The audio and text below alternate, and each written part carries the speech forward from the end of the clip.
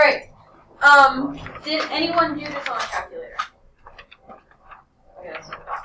So I'm going to show this in Desmos. What you should have written, shown work, and all those things. So I have the table in already. I put in my line of best fit, and then in that, sorry, I was trying to look at it. The first question said, what is the equation of the line of best fit? Round to 1 decimal place. So this should have been y equals 0.6x plus 9.8.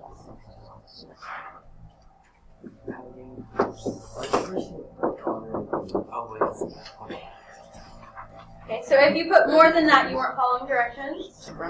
If you did not get those numbers at all, something in your data was wrong. You put in a number wrong.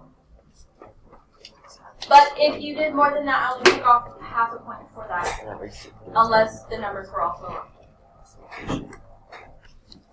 Everything else you have to put into Desmos. You should not have been putting this into your equation because you don't have all your decimals. You will not get an accurate answer. You will get an answer. It just won't be as accurate as if you use all the decimals, so it will be less correct, meaning it will be wrong. So some of you put 10 into this and got some number that was not the answer, 15 point something. So that would be an answer that is less accurate, not as correct. Because we're trying to find the weight of a 10-month-old. The age in months was our x, the weight was our y, because the weight depends on the age in months. In Desmos, you could have typed in x equals 10. Found where those two lines intersected, and wrote that answer. Whether you put 16.27 or rounded that to 16.3, either of those were acceptable.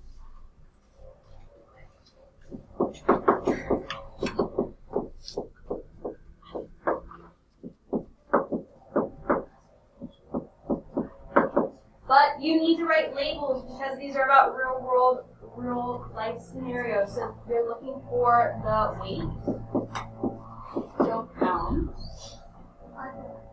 Many of you did not put labels. Yes.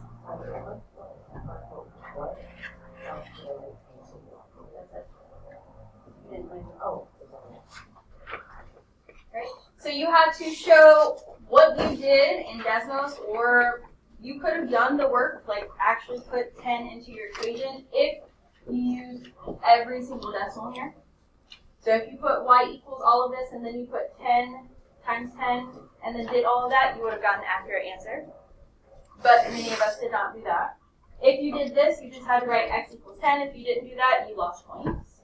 If you rounded incorrectly, so if you, this didn't happen a whole lot in this class, if you put 16.4, rounded just to 16, rounded to 16.5, or anything above that, those were off and wrong. And then if you didn't label, that was also wrong. So all of that, you had to do all of that in order to get your 1 point. If you missed any of that, you got half. Questions on that? Rose and Adani, please up. The same thing for the next one. Now you're looking for a 5-year-old girl. So somewhere you have to show me that you multiplied this by 12 or that you got x equals 60, which is what you would be putting into Desmos.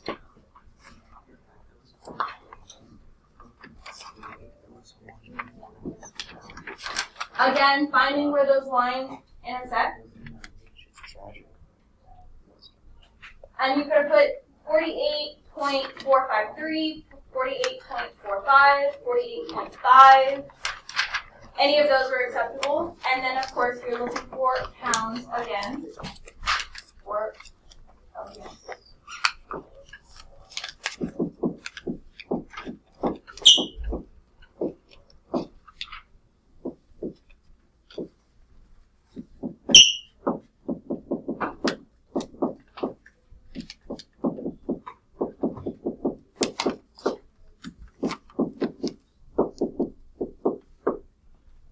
those 3 answers were acceptable. The 2 points were showing me some way you either showed me that you multiplied by 5 and 12 to get 60, or that you got 60. As long as you had 60 somewhere, I knew that you multiplied the 2.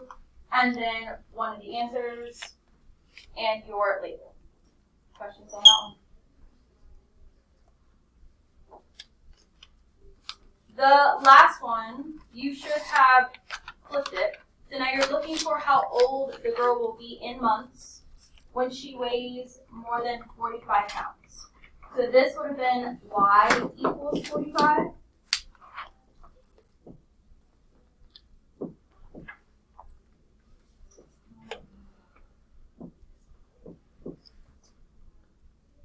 And then found where those 2 lines cross.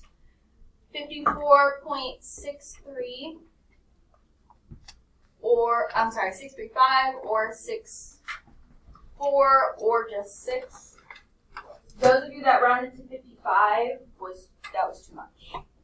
That was too much rounding. Actually, did anyone put 55 and I marked it? Okay. Okay, except for labels. Because many of us did not put labels. So, I'll take that back. If you put 55, then I did accept that.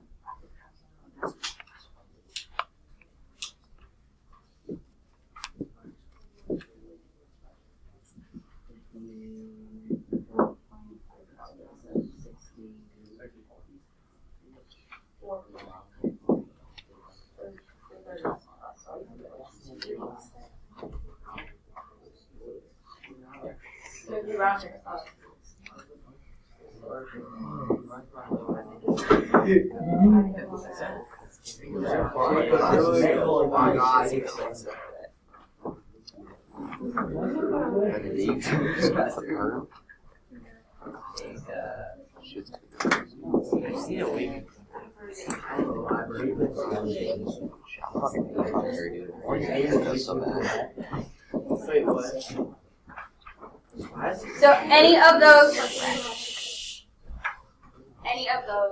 I think I gave credit for. Really, because 55 would be greater than 45 pounds. 54.6 would also be, 54.64 would also be, 54.63 would be exactly at 45, but I still gave that credit. Other questions on the quiz?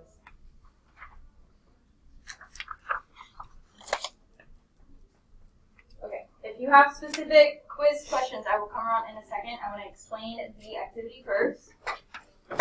There are 21 of you. This is a group project in groups of 3. So I'm going to have you find your group first, and then I will explain. Sit at a separate table. So everyone find your group first, and then sit at a separate table. Great. You guys have to be quiet in order to listen to how this works. In your group of 3, you guys can rotate. I'm going to give you guys each a paper to which you need to read both sides before you do anything. In this, after you've gone through reading everything, you're going to decide on, let me tell you your goal. You're trying to figure out how many pennies it takes to break spaghetti noodles. That's your goal. And then your team decides on how many pieces to start with. You use pennies to break the noodles, and you keep track of data. Then after you find all your data, you're going to find your line of best fit and answer questions about it. So you guys can rotate. Someone can be writing, someone can be holding, someone can be dropping pennies / counting. You guys decide on that. Who wants to hold and who wants to drop it?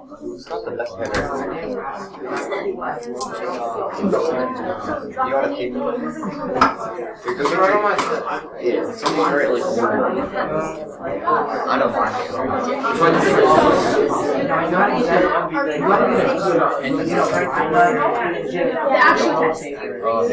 Dog. You should at least get a little Show everyone. All right, everyone look. someone in your group is going to hold the noodle through this Ziploc baggie just like this at the ends, just with your thumbs and index fingers. The other person is going to take pennies, count one by one, so make sure they can all see. 1. Okay.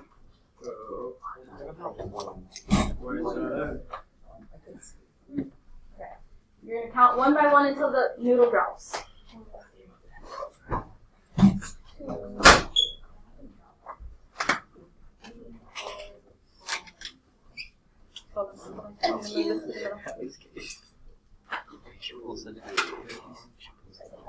5. Yep. Pay attention, because you're going to have to do this soon. Oh my god. If you can't see, you guys can stand up. Oh my god. So that would be their first set of data. 1 noodle, 14 pennies, and they would write it down. I can't see, that's why. So whoever wants to do that first, you guys can talk about that. I'm going to give you instructions. We're not listening. And why are you over here? I don't care. Everyone is going to get instructions and a rubric. Please read it. Ask me any questions you have before you start. And then when it says make a prediction, start with the prediction and then start with your data. Every group can have 1 iPad if you want to use Desmos. So 1 person from each group can go grab an iPad.